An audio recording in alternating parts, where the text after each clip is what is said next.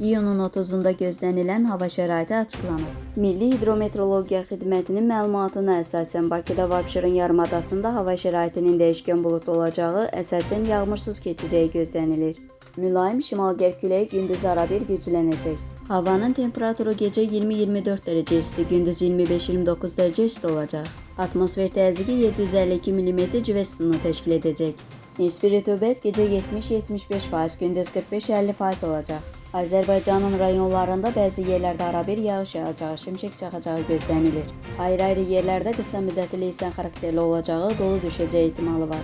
Gecə və səhər bəzi yerlərdə duman olacaq. Mülayim qərb küləyi bəzi yerlərdə arabir güclənəcək. Havanın temperaturu gecə 19-23 dərəcə isti, gündüz 29-34 dərəcə isti. Dağlarda gecə 10-15 dərəcə isti, gündüz 18-23 dərəcə isti olacaq.